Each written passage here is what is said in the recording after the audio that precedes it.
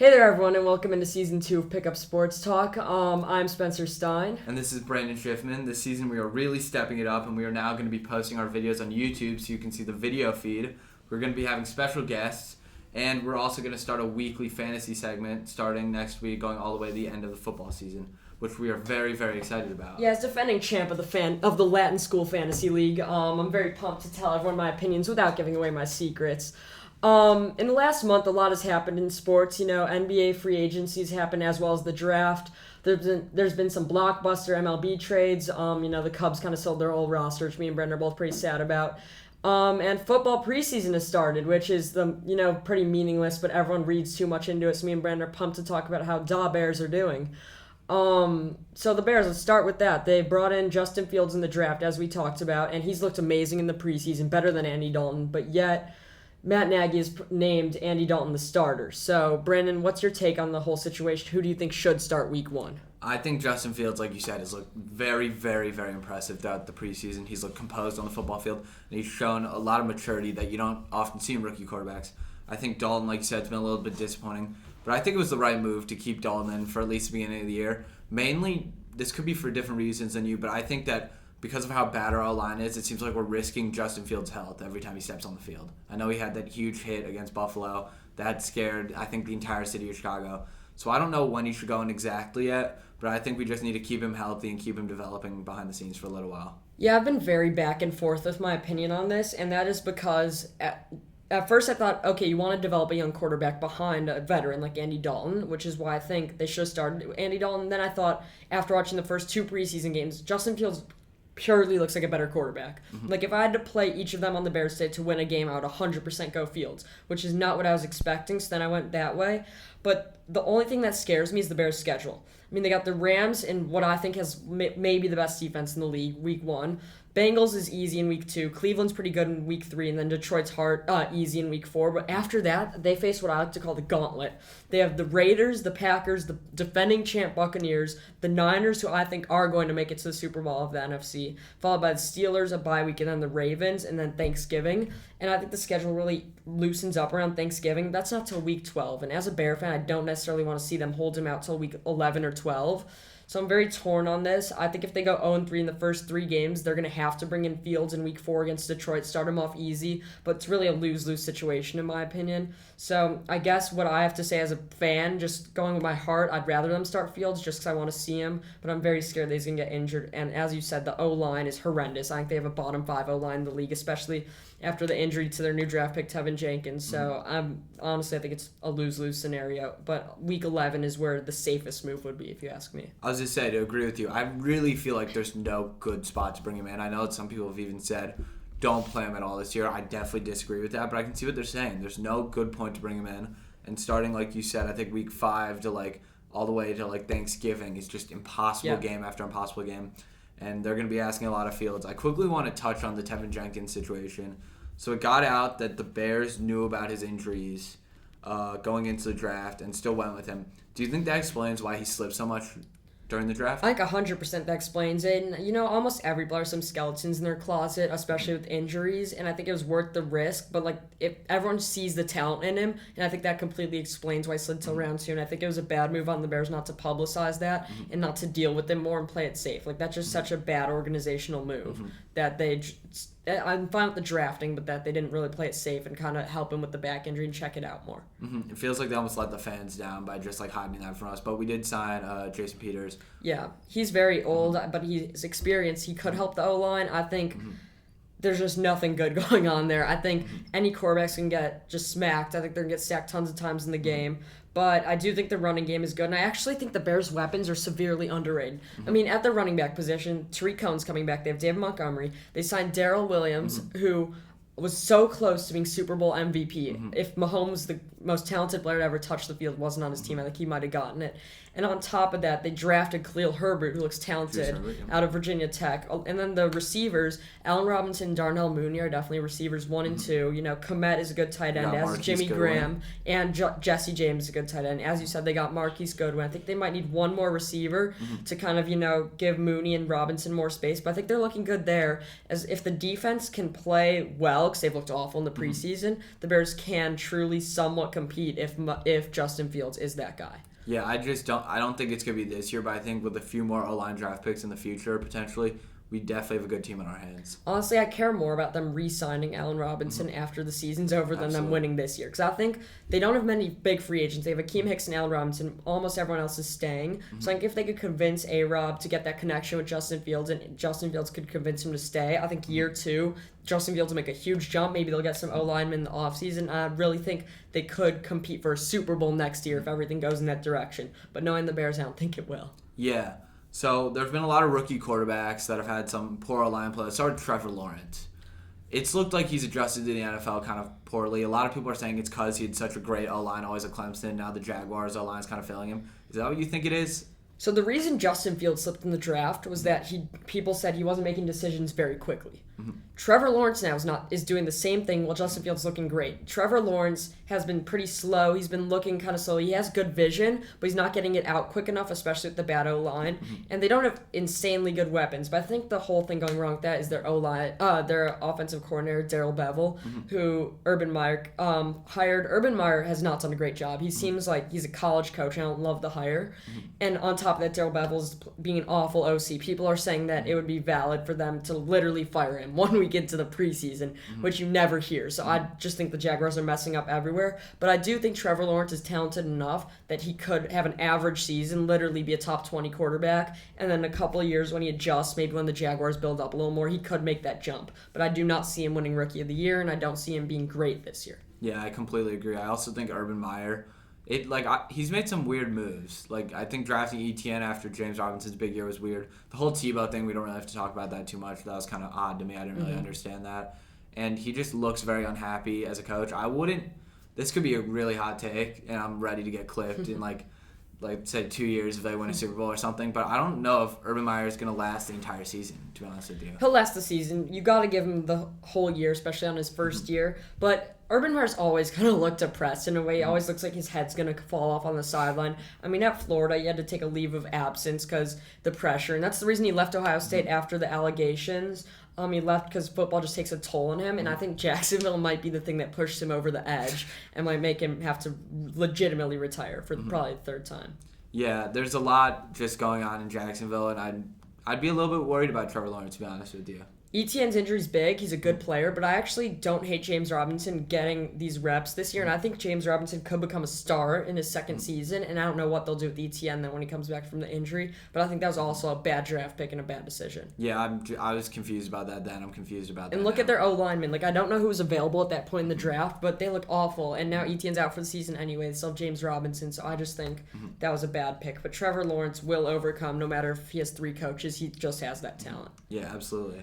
Another rookie QB. So the one I did not love, but who I think has looked the best, better than Justin Fields, is Zach Wilson. Zach Wilson in New York turned it on against Green Bay, and I love the offensive line, the Jets. I think that Michael Carter's going to have a good season as a rookie. He looked great in camp.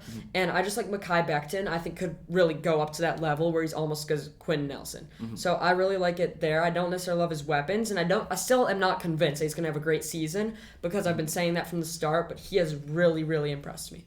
Yeah, he threw 9 for 11 with 128 yards and 2 touchdowns. I was super impressed by that. And I've honestly been someone who was never too high on Zach Wilson. But I think he's really proving a lot of people wrong right now. I mean, I guess he went 2 in the draft for a reason. Everyone was saying he was going to go 2, and I was kind of questioning it. But, I mean, there's got to be a reason why. Right now, he looks like the best rookie quarterback out there. I still think the Jets finished last in that division. Yeah, I don't really see them doing very well. But I think that with bringing in Corey Davis and they got Elijah Moore in the draft, I think both of those guys are going to be studs and benefit a lot from Zach Wilson. I agree, but I think he's going to get torn up by defenses. Yeah. I mean, the O-line can protect. He's going to have to run the ball a lot, but their number 1 running back is a rookie who they drafted in the 2nd or 3rd round. And their 2 receivers are pretty unproven. Corey Davis is all right. Corey Davis was a bust. He was literally labeled a bust for years. Last year he finally played meh. and now he's the wide receiver 1 there. And I think that people are overhyping Corey Davis. I've heard people say that he even has like Calvin Ridley breakout potential, and I don't see that happening. Is he in his 5th season? Like, he was drafted so high out of Western Michigan, and he pretty much busted. So I don't know what they're doing there. Zach Wilson's talented, though. I'm convinced that they have good coaching. I love their coach, Salah. Great hire. And also, LaFleur looks like a great offensive coordinator there on the Jets. And people are saying now that Jacksonville should have got him. They could have had Zach Wilson. So Jacksonville, despite getting the first pick, seems to have gone in the direction the Jets seem to be headed. And that is joke of a franchise. Yeah, I'm nervous for Jacksonville, like I said earlier. Another rookie quarterback that's been a hot topic just because of the QB1 race, Mac Jones. What have you thought about it? So yeah, I want to talk about Mac Jones and Trey Lance here, and is that Trey Lance looks a lot better than Mac Jones. He looked great in the second preseason game, while Jimmy G's looked rusty. Now, I've been a huge fan of Jimmy G maybe starting the whole season, because I think Jimmy G took them to a Super Bowl, and although he's not great, their win percentage with him is through the roof, like one of the highest in the NFL. So like they should keep him in until they start losing or until he gets hurt. But Trey Lance made a case, and I think he's playing a lot better than Mac Jones. Because with Mac Jones, I have a similar scenario. Although Cam Newton's missing a couple practices and Bill Belichick's calling it a competition, Cam Newton has looked like the better quarterback. As I said, with Justin Fields and Andy Dalton, Justin Fields looks like if you put him out there today, he'd play better. Well, with the Patriots, I think Cam Newton would play better. But Jimmy G and Trey Lance, the closest one. I'm not sure. I think Jimmy G will survive until they start losing in that tough division. But I think both of them will come in late this year. But I really encourage the coaches to start Jimmy G and Cam Newton respectively and play them until the wheels fall off. And Cam Newton, honestly, is like everything I've seen from him preseason and training camp, it looks like he's actually stepped up his game from last year, which was really good. I think the pressure of having someone behind him has really just changed his mentality and made him strive. And last year, a lot of things were off. I mean, he got set out for COVID for a couple weeks. That whole season was messed up for them. But I really think Cam Newton will have a big season. But Mac Jones showing talent. Like, Mac Jones is playing much better than we thought. Allegedly today against the Giants, the joint practice, he was tearing it up. He looked good in the preseason. So I legitimately think this could be the best quarterback class ever. Not that they have stars, not like that Elway Marino draft, but they're all 5 guys are performing through the roof. Literally, all 5 of them. Trey Lance looked great in his second preseason game. Justin Fields looks like he might be the best one as Zach Wilson. The only one that's underwhelming is the number 1 pick, Trevor Lawrence, who's probably he's probably the best prospect since Andrew Luck. Yeah. So those 5 quarterbacks could all be Pro Bowlers in the next couple of years. It's very exciting to watch them. Some other football rookies. What have you thought about how you think Najee's going to play this year? I mean, Najee's been the most hyped running back. He's going to start for the Steelers, but I don't think he's looked that great. I don't think he's looked amazing. I think everything we've seen from him has been somewhat promising. But just being a rookie running back, I feel like a lot of things get blown out of proportion with potential. But yeah, I don't love the Steelers overall as a team this year, though. That's my one fear for Najee. I don't love them either. I think they're going to finish third in that division. I really like the Browns. I think the Ravens are very good. Najee's looked great in practice, but bad in the preseason. I mean, everyone's hyping him up, but in the preseason Steelers games I've watched, it seems like he keeps rushing for no gain. Like, I think in his other game he had 4 rushes for 10 yards, and one of those rushes was 8 yards. So the other 3 rushes he combined for 2 yards. I don't love that, but I think he will step up his game. The Steelers have a bad O-line, which is worrisome, but I think he will still lead rookie running backs in rushing. I completely agree. Rams, we talked about Cam Akers' injury a while ago that happened. Darrell Henderson, who I've been hyping up, I think he's great in the red zone. He's actually a good running back if he gets the carries.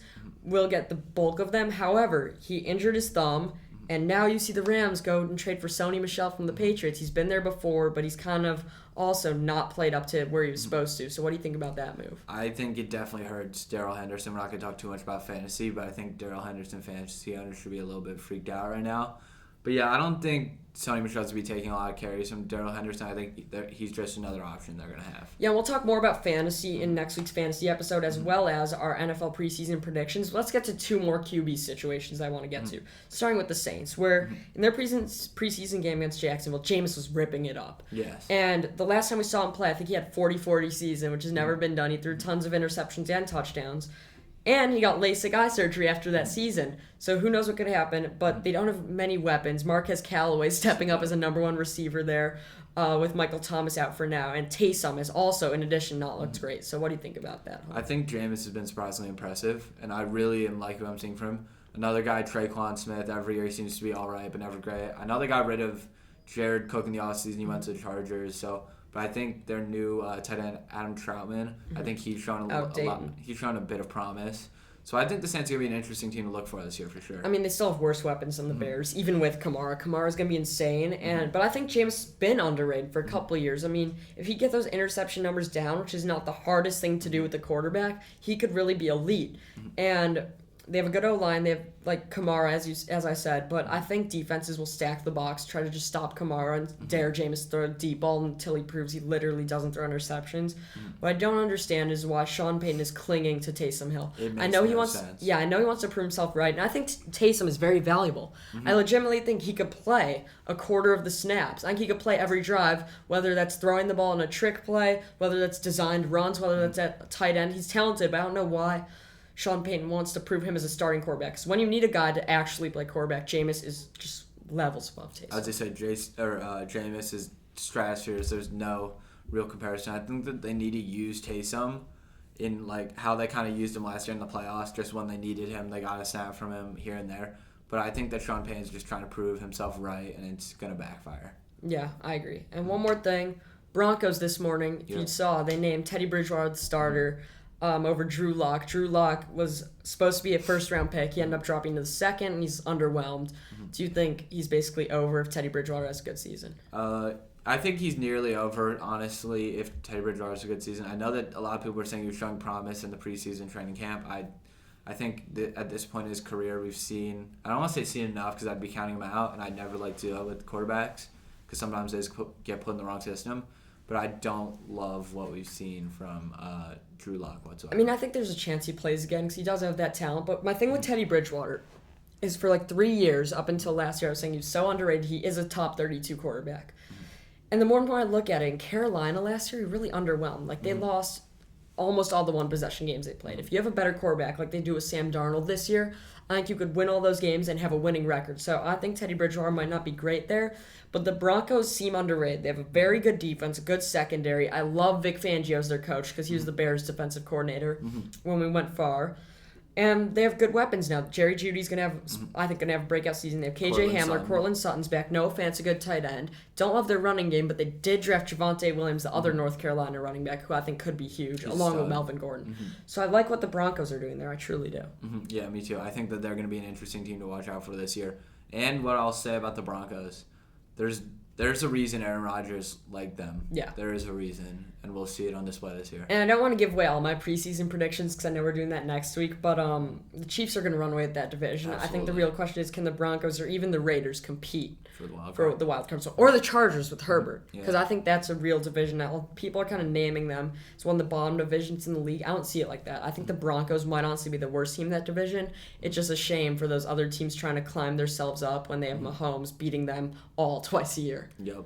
They basically start 0-2 in my book. But Absolutely. We'll be moving on to some soccer news. We don't talk about soccer much, but there's something you can't even miss, and that's Messi going to PSG. They now have Messi, Neymar, and Mbappe, who does want to leave on that team. So, Brandon, you could go with that. So Messi signed a 2-year, $82 million deal with the supposed $30 million signing bonus, which for people who don't follow soccer, that'd be like as if LeBron was on like an above average team and joined the team that was already considered like the best. So like KD, yes. The snake move. It was basically that. It was KD signing with the Warriors, but in soccer terms.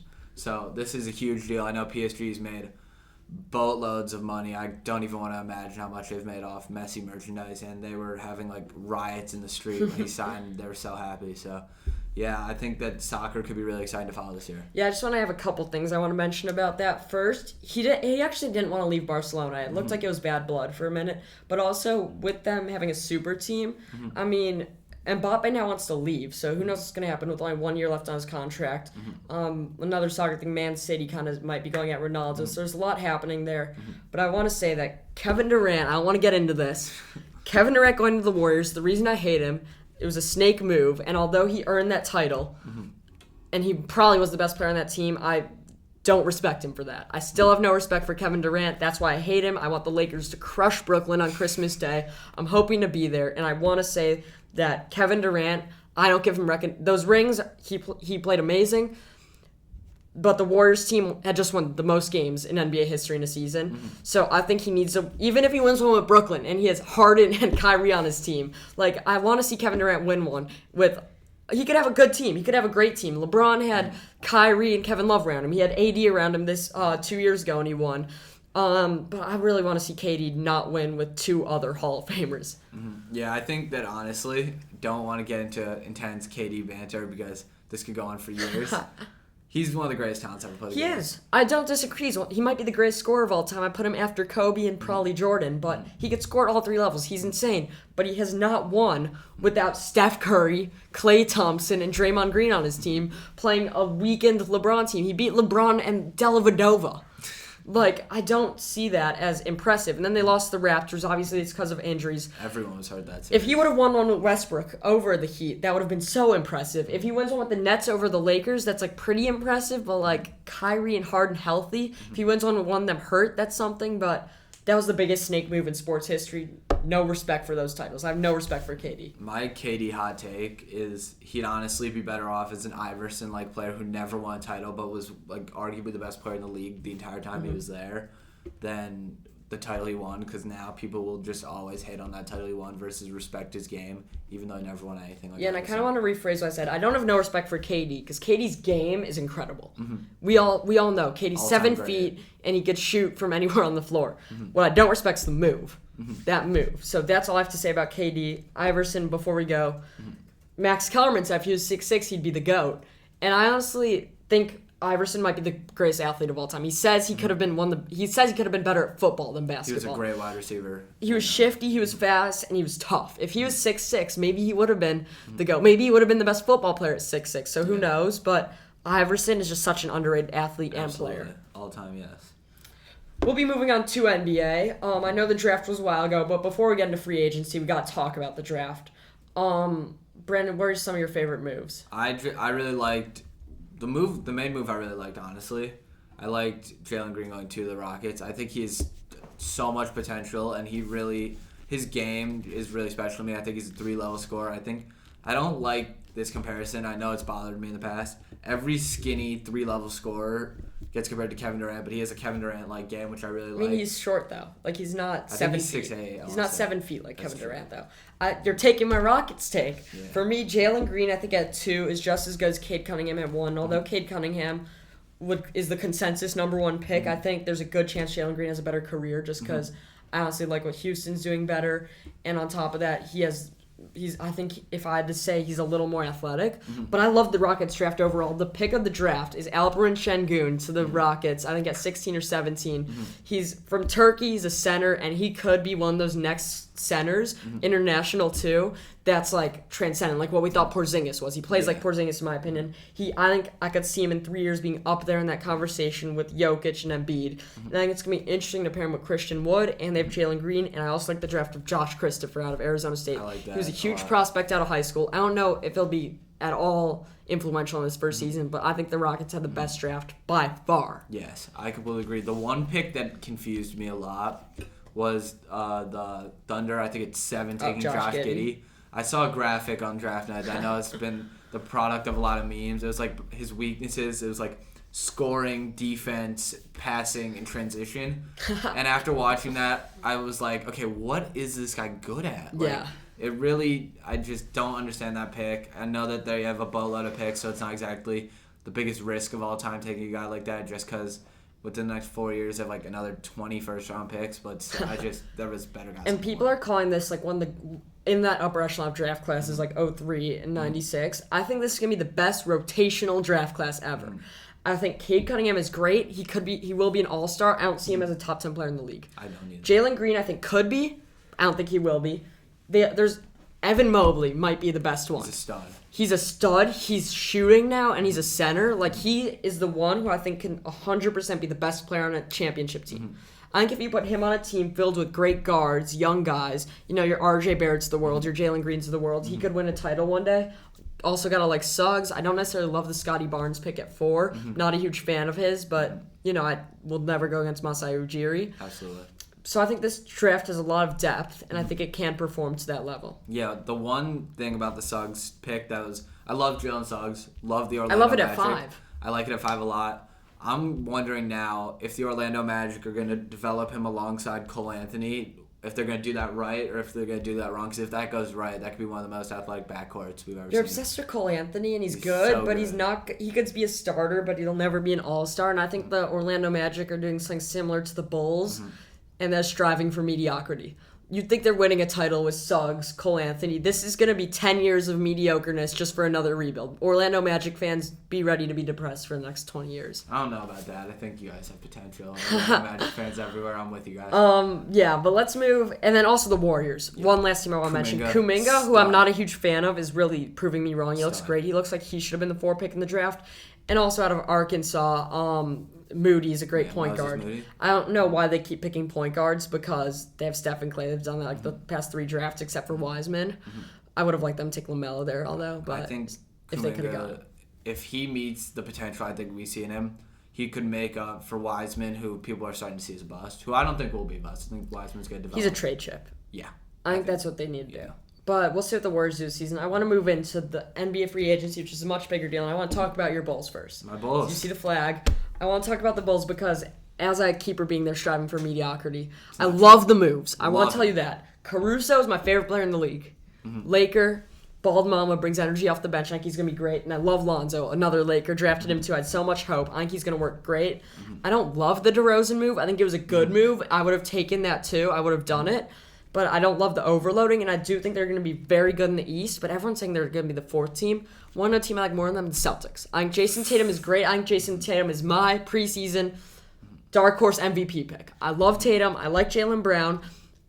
They finally have the ghost of Kemba gone. They don't have to worry about him selling them. Marcus Smart, they signed an extension. I think he could have got more money. I think they could go ahead of them. Top 3 in the East is obviously Nets, Bucks, Sixers. I think followed by Boston, and then I think Atlanta, the Knicks, and the Bulls are in their own tier. I think both those teams finish ahead of them. I think Atlanta definitely will. The Knicks might not be great. I know we're going to talk about how we don't like some of the Knicks moves later, but I think the Bulls are going to be in the play-in. And I love the moves. I love their players. I still think it's not going to get them anywhere where they want to be. I think this is just going to be a team that loses in the first round this year, gets out of the first round next year, and will soon be too old. I think Patrick Williams is the guy that can change them from being the 7 seed to the 4 seed, but I still don't see them getting to the 1 with Brooklyn, Philly, or Milwaukee, and Boston, as I mentioned. I think that the good thing that the Bulls did here is we forced ourselves into contention. Like you said, we might not be the best team in the East, but we took ourselves out of a never-ending cycle of almost playoff team, and now we're right there. You said you don't like the DeRozan move. I don't say I didn't like it. I would have done it too. I just think it's not to the level people are saying. It's questionable, and it's nowhere near as good as Caruso and Lonzo. My thought with the DeRozan move is just that he's just another guy to bring on the floor to score 15, 20 points per game. And I think that if Lonzo meets his potential, which I think he will, I think just having that good of an offensive team, Lonzo will become a superstar. And when I look at basketball, I literally look at it in terms of who's your starting 5, and I do like their starting 5. I like that they're going to have DeRozan and LaVine, because LaVine could score 30 a night. And DeRozan is so underrated. He's averaged about 20 for his whole career. Lonzo is going to be a good point guard. He's a great passer. We were at the game where he got triple-double in the first half as a rookie. In addition to that, Pat Williams performs with Vucevic, who's an all-star. That could be a good team. That is going to be a good team.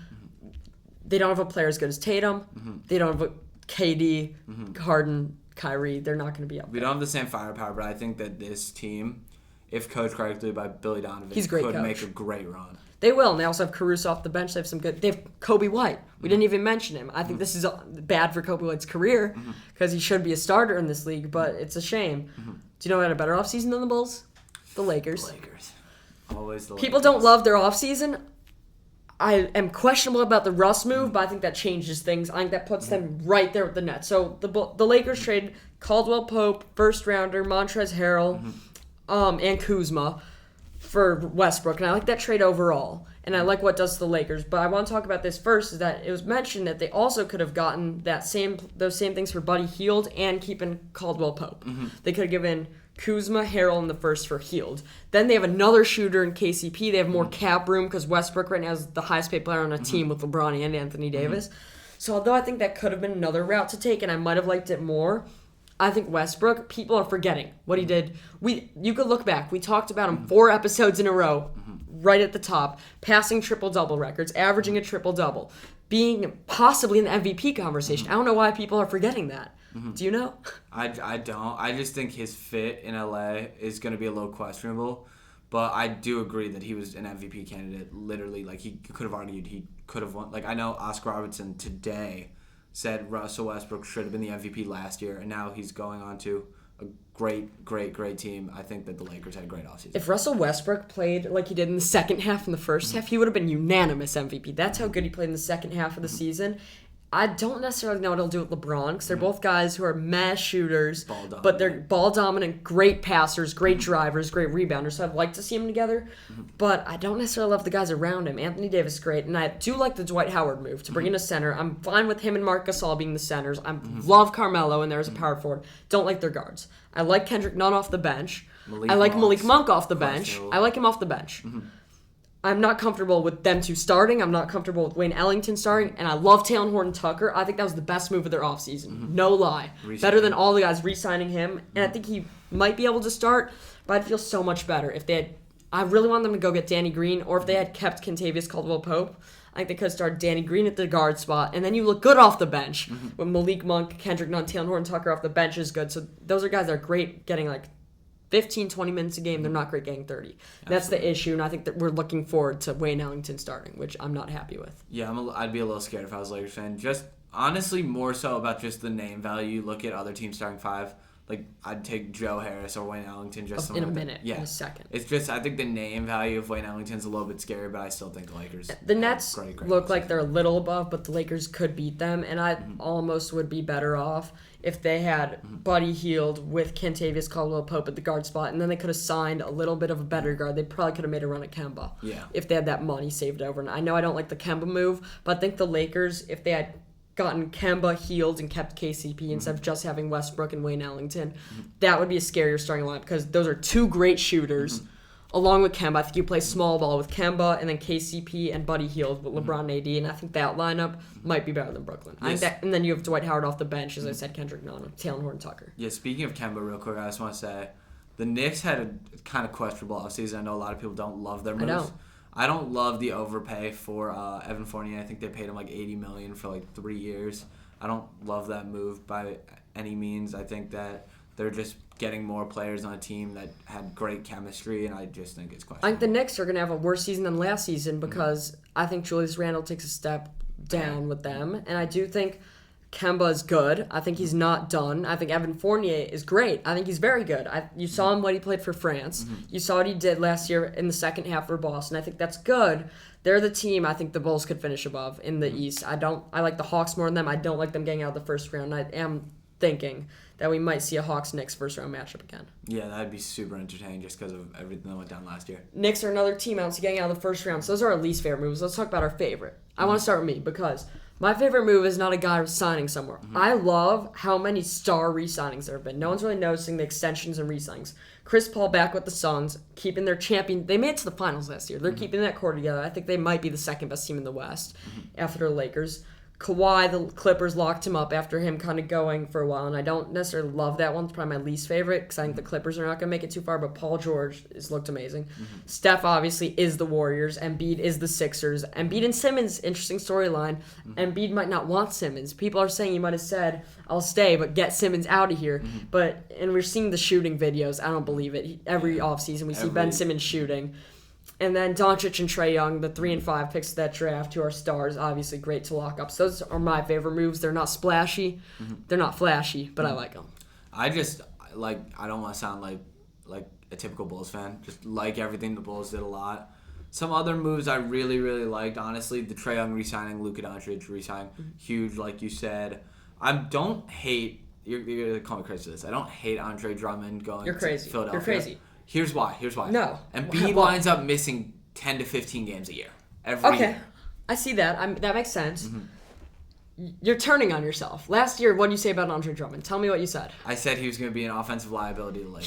He's not a starting center necessarily. And I think he's going to be mad not starting, and I don't like him off the bench. I think off the bench, you need a center who could provide more energy. And I do like him. I think he might be starting caliber on an awful team. I think he is starting caliber on an awful team. I don't like him off the bench, though.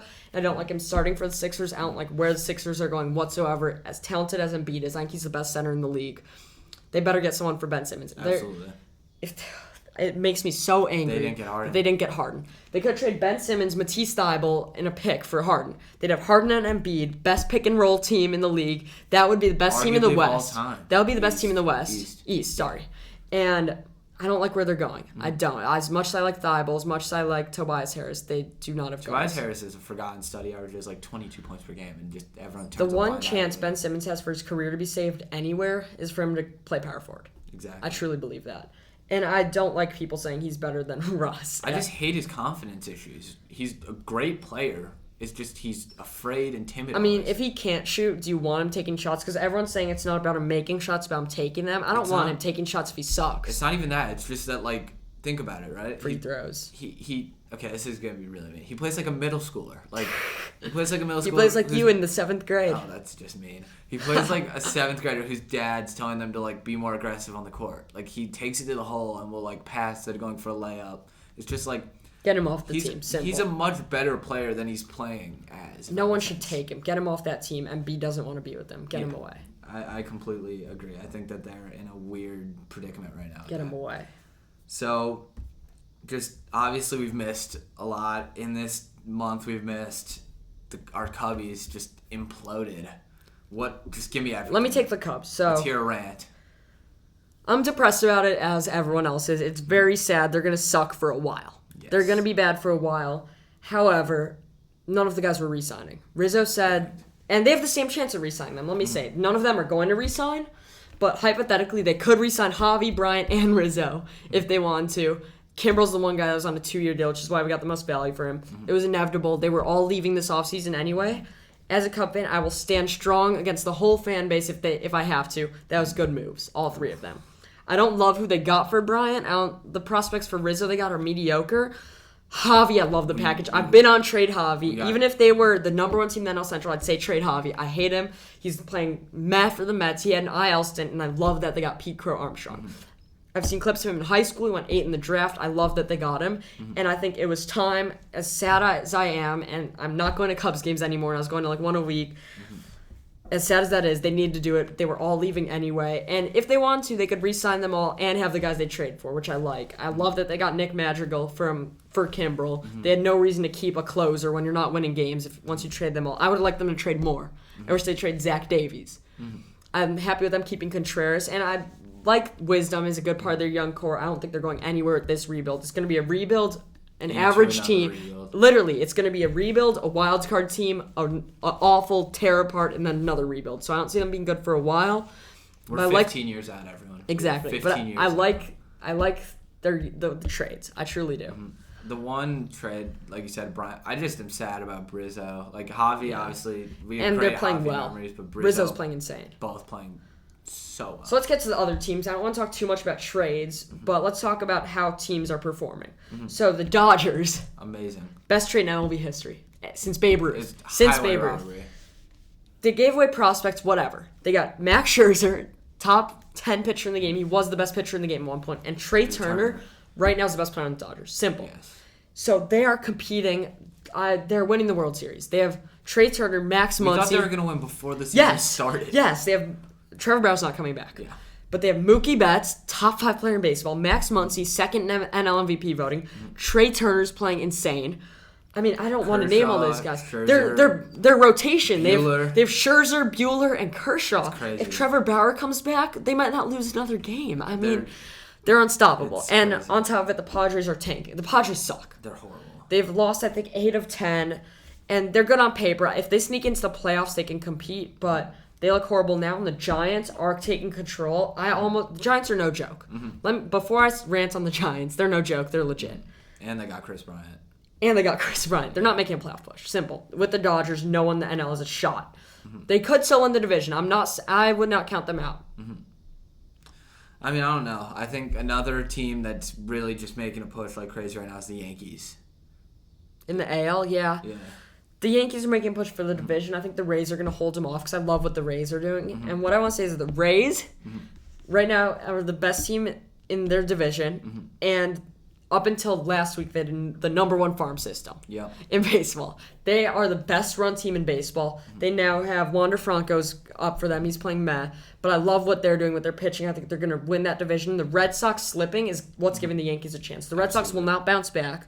Before the season, I had them as a surprise pick, but I still didn't think they'd make the playoffs. And now it's like looking like I was completely right. Not to toot my own horn, but they played amazing, but they're still not going to make the playoffs. So I like what they did, but I think the Yankees are a lot better.